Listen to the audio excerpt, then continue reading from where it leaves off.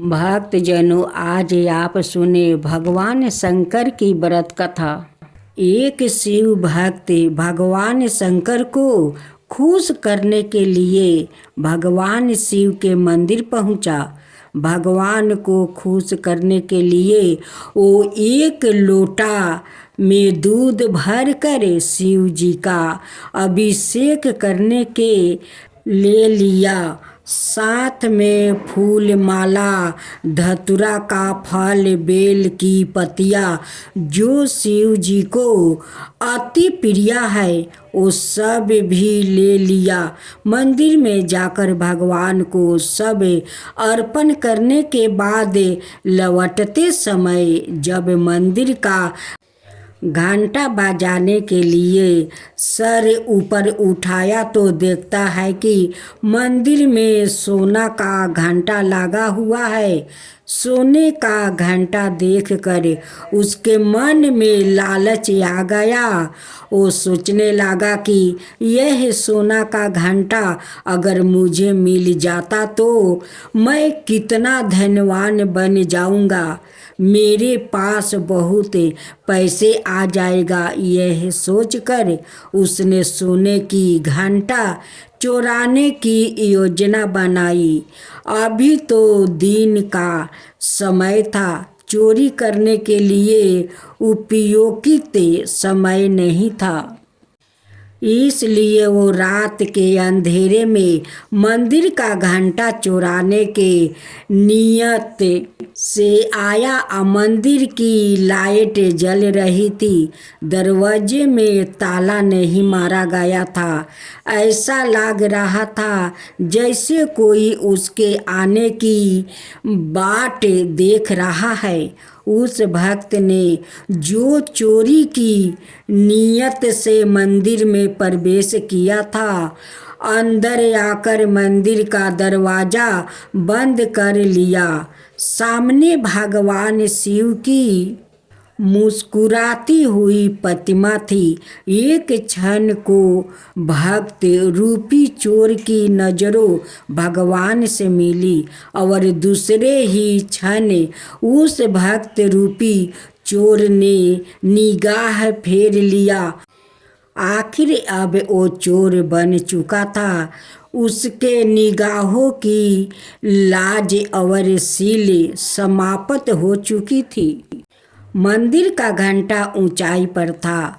उस घंटे को ऊपर से उतारने के लिए उस चोर को कोई ऊंची चीज चाहिए जिस पर वो चढ़कर घंटा को उतार सके।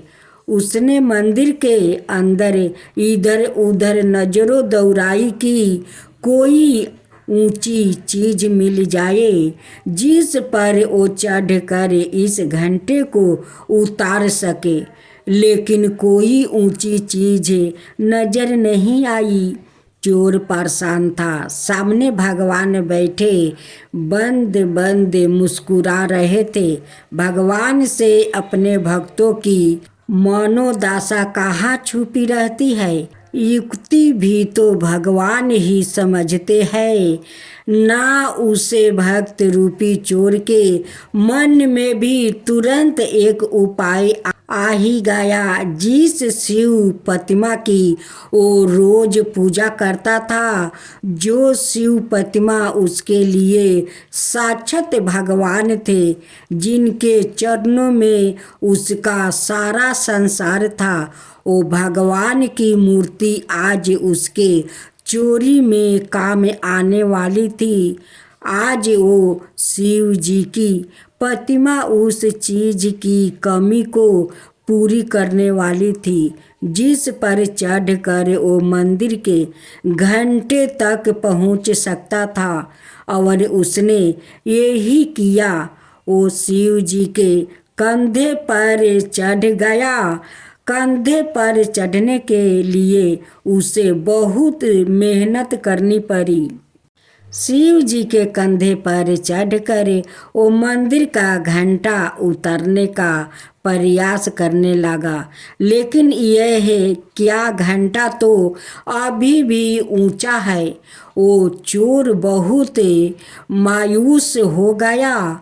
उसके नेत्रों में जल भर आया और जल का प्रभाव तेज होती ही भगवान भोलेनाथ के सर पर टपकने लगा। भगवान भोलेनाथ सदा अपने भक्तों की सूध लेने वाले, जल की धारा से प्रसन्न होने वाले आज कैसे नहीं प्रसन्न होते। आज तो उनका एक भक्त अपना आंसू रूपी जल उन पर बरसा रहा था और तुरंत ही अपने भक्त के समक्ष प्रकट हो गया। वो चोर अपने भगवान को अपने सामने देखकर भाव भोर हो गया। भगवान तो अपने भक्त की मदद करने आए थे। उन्होंने मंदिर का सोने का घंटा उतार कर उस चोर रूपी भक्त के हाथ में थमा दिया। यह लो बस्ते, इसके लिए ही तुम इतना परेशान थे। हम तो तुम्हारी मदद करने आ गए। भक्त बस्ते, भगवान से अपने भक्ति की पीड़ा नहीं देखी गई। भगवान का दर्शन पाकर अब उस चोर की अंत धर्मात्मा भी उसे धिक्कारने लगा। वो भगवान के चरणों में गिर पड़ा। अपने आंसुओं से भगवान के चरणों को पखारने लगा। भगवान ने प्रेम से उसके सर पर हाथ फेरा और अंतर ध्यान हो गए। अब वो चोर फिर से शिव भक्त बन गया था, एक सच्चा शिव भक्त था। तो ऐसे है हमारे भोलेनाथ, कब किसको कौन सी बात पर प्रसन्न होकर दर्शन देंगे। भोलेनाथ कहाँ नहीं जा सकते हैं, वो तो कण कण में बसते हैं, जहाँ तहाँ जा सकते हैं। साथ में एक और कथा सुने। एक बार भगवान शिव अत्यंत मनोहरी सावा रूप धारण करके भ्रमण कर रहे थे। यद्यपि दिगंबर भेष है, शरीर पर भस्म रमाये है, सुंदर जटाएं है, परंतु ऐसा सुंदर भगवान का रूप करोड़ों कामदेवों को लज्जित कर रहा है। ऋषि जग कर रहे थे और शंकर जी वहाँ से अपनी मस्ती में राम नामी अमृत का पान करते करते जा रहे थे। भगवान शिव के अद्भुत रूप पर मोहित होकर ऋषि पत्नियों उनके पीछे पीछे चली गई। ऋषियों को समझ नहीं आया कि यह हमारे धर्म का लोप करने वाला अवधूत कौन है, जिसके पीछे हमारी पत्नियां चली गई। पत्नियों नहीं रहेगी तो हमारा जग कैसे पूर्ण होगा। ऋषियों ने ध्यान लगाया तो पता लगा यह तो साक्षात भगवान शिव है। ऋषियों को क्रोध आ गया। ऋषियों ने श्राप दे दिया और श्राप से भगवान शिव के शरीर दहन जलने उत्पन्न हो गया। शंकर जी वहाँ से अंतर्ध्यान हो गए, हिमालय की बर्फ में चले गए, क्षीर सागर में गए, चंद्रमा वहाँ गंगा जी के पास भी गए, परंतु दाह शांत नहीं हुआ। भगवान शिव अपने आराध्या ग्वालों कबीर श्री कृष्णा के पास गए। उन्होंने गौ माता की शरण जाने को कहा। अत भगवान शिव गौलोक में श्री सुरभि गाय का अत्यबन करने लगे। उन्होंने कहा, दृष्टि सृष्टि और विनाश करने वाली है माँ, तुम्हें बार बार नमस्कार है। तुम रहस्या भाव से समझते पृथ्वी तल देवता और पितरों को दीपित करती हो। सब प्रकार के रस्तवों के मार्गों ने बहुत विचार करने पर यही निर्णय किया कि मधुर रस का आस्वादन प्रदान करने वाली एकमात्र तुम ही हो। संपूर्ण चराचर विश्व को तुमने बल और स्नेह दान दिया है। हे देवी, तुम रुद्रा की माँ, वासुओं की पुत्री, आदित्यों की सौसा हो और दृष्टि होकर बातचीत सिद्धि प्रदान करने वाली हो। तुम ही दीप्ति, दृष्टि, स्वाहा, स्वाधा, रिद्धि सिद्धि, लक्ष्मी, तृप्ति, धरना, कीर्ति, मति, कांति, लाजा, महामाया, श्रद्धा और सबरे साधनी हो। तुम्हारे अतिरिक्त त्रिभुवन में कुछ भी नहीं है। तुम अग्नि और देवताओं को दीपित करने वाली हो। गौ माता ने कहा, मेरे भीतर प्रवेश करो, तुम्हें कोई तपा पाएगा। भगवान शिव ने सुरभि माता की परीक्षण की और जैसे ही गाय ने ओम माँ उच्चारण किया, शिव जी गौ माता के पेट में चला गया। शिव जी को परम आनंद प्राप्ति हुआ। इधर शिव जी के ना होने से सारे जगत में हाहाकार मच गया। शिव के नाहीन से सारी सृष्टि सावा के समान प्राप्ति होने लगी। शिव जी के ना होने से रुद्रा अभिषेक और यज्ञ कैसे हो। तब देवताओं ने अत्यबन करके ब्राह्मणों को प्रसन्न किया और उसे पाता लगाकर वो उस गौलोक में पहुँचे जहाँ प्रयास का परक घी की नदी मधु के सरोवर विद्यमान है। वहाँ के सीधे और सनातन देवता हाथों में दही और पीयूष लिए रहते हैं। गौलोक में उन्होंने सूर्य के समान तेजस्वी नील नाम का सुरभि सूत को गौ माता के पेट में देखा। देवता और ब्राह्मणों की स्तुति मिनती सुनने पर भगवान शंकर ही इस वृषभ के रूप में अवतीर्ण हुए थे। देवता और सुशील का कामिनी, नंदिनी, मध्यम, हिरण्यदा, धांधा। भोलेनाथ की जय हो, भोलेनाथ की जय हो, माता पार्वती की जय हो, माता पार्वती की जय हो। एक साहूकार था जो भगवान शिव का अनाय भक्त था। उसके पास धन आए किसी भी चीज की कमी नहीं थी, लेकिन उसकी कोई संतान नहीं थी और वो इसी कामना को लेकर रोज शिव जी के मंदिर जाकर दीपक जलाता था। उसके इस भक्ति भाव को देखकर एक दिन माता पार्वती ने शिव जी से कहा कि प्रभु, यह साहूकार आपका अनय भक्त है, इसको किसी बात का कष्ट है तो आपको उसे अवश्य दूर करना चाहिए। शिव जी बोले कि हे पार्वती, इस साहूकार के पास पुत्र नहीं है, यह इसी से दुखी रहता है। माता पार्वती कहती है कि हे ईश्वर, कृपा करके इसे पुत्रा का वरदान दे दीजिए।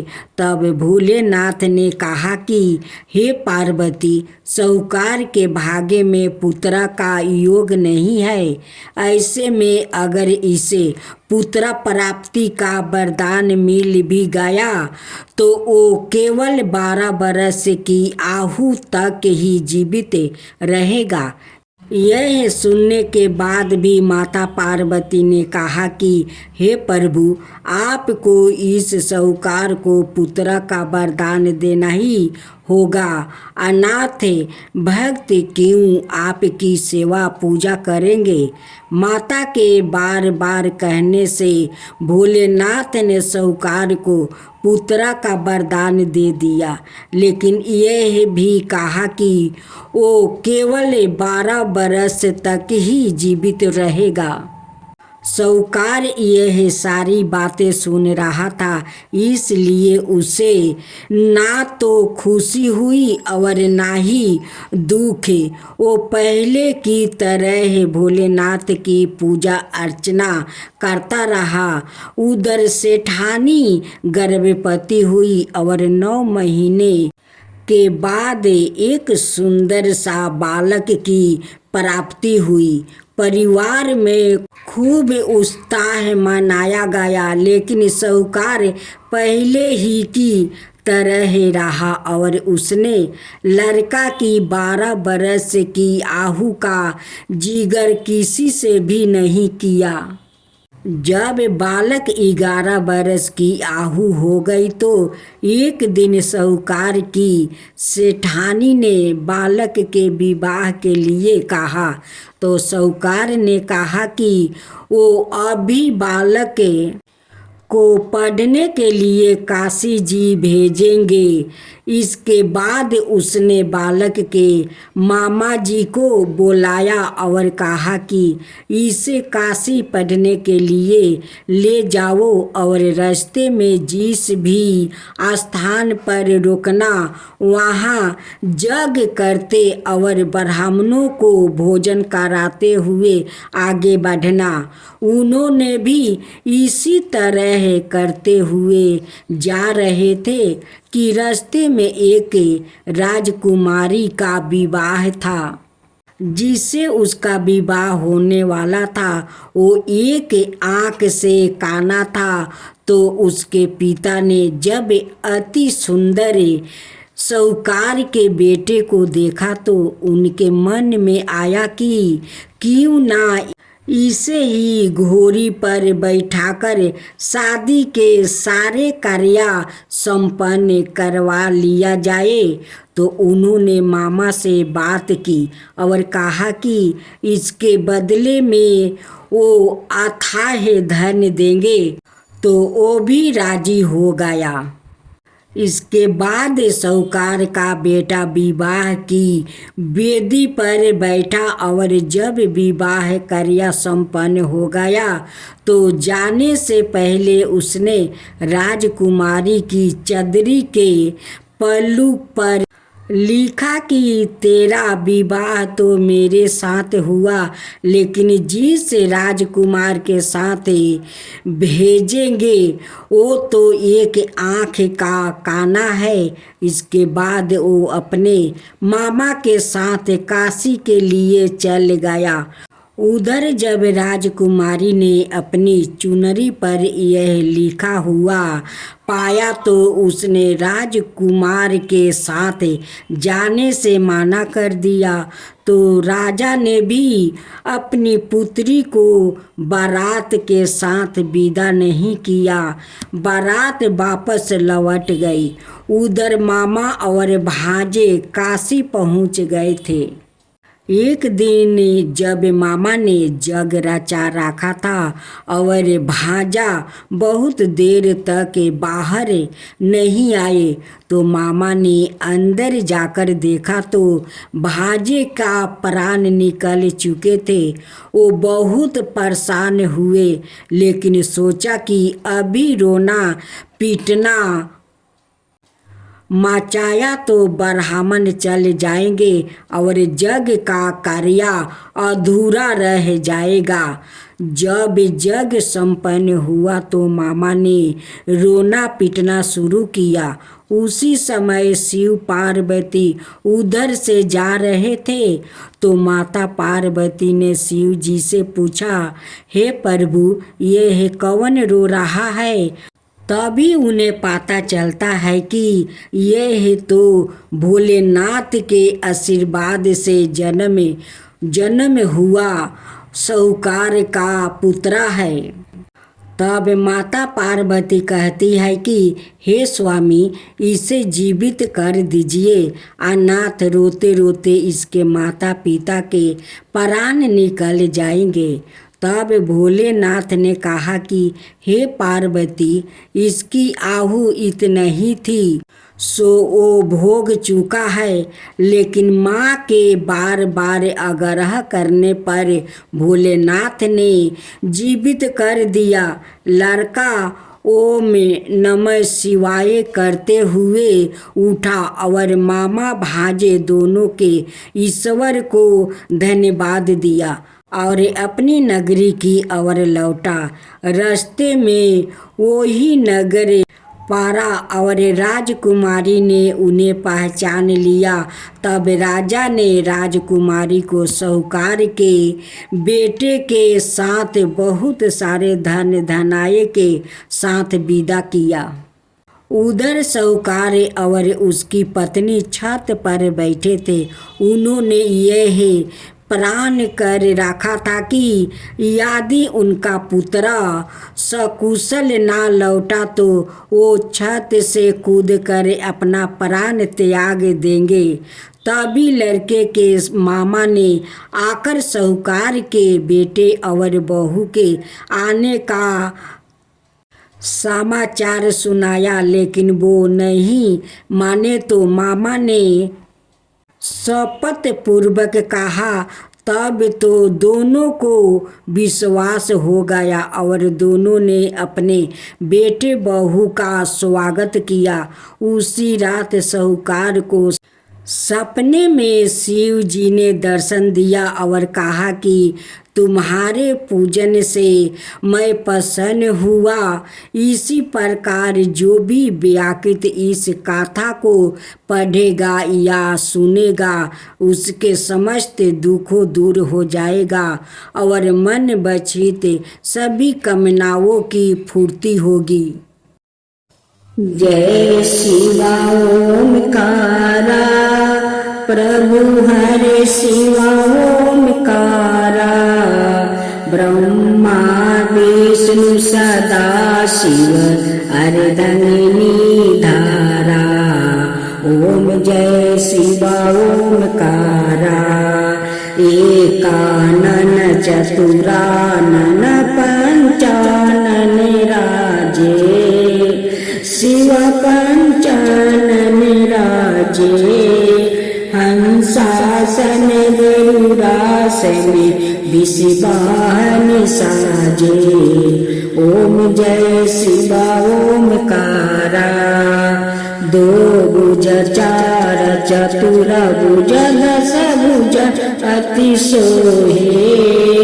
तीनों रूप निरखता त्रिभुवन जन मोहे। ओम जय शिवा ओमकारा। अक्षर माला बने माला मंदी माला तारी।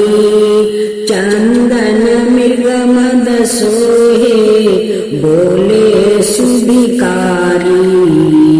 ओम जय शिवा ओमकारा।